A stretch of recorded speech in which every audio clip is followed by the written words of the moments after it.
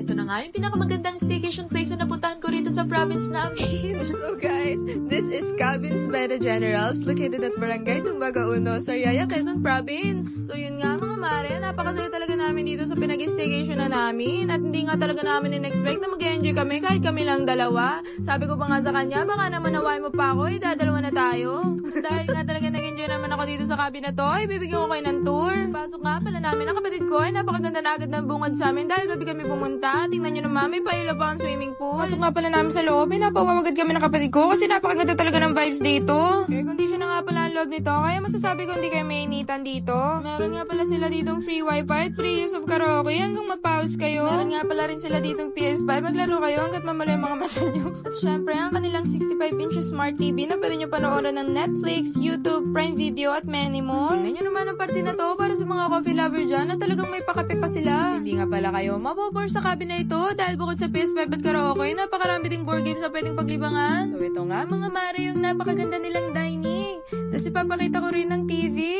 At syempre, ipapakita ko rin ng ref. May ref! Oh my God, may ref guys! Ito nga palang mga mare, napaka-spacious ng kwarto rito sa baba. Nakalaki at napakalambot nga pala ng higaan na to, kaya naman napaka-komportable dito matulog. Kasya nga pala ang 100 packs dito pero dapat mga baby. Joke lang mga mare, hindi naman kayo mabiro. Ito nga pala mga mare, ang kanilang napakalinis at napakagandang CR. Babad nga pala ako sa jacuzzi na to kasama ang chicken na pinapalambot ko galing sa ref. At ngayon nga mga mare, ipapakita ko sa inyong napakalaki nilang kusina. Ngayon nga mga mare, hawat muna tayo sa gantong tono. So ito guys, yung napaka-spacious nilang kusina and I super love this kitchen guys kasi pagpunta nyo dito sa kitchen para magluto, nandito na lahat ng kailangan nyo. Yung dadalhin nyo na lang guys dito is yung lulutuin nyo which is bigas o gulay, karne, ganon. Pero nandito na guys yung mga seasonings, yung mga kailangan nyo talaga sa kusina, kompleto na dito. Kaya guys, sulit na sulit talaga yung bayad nyo dito.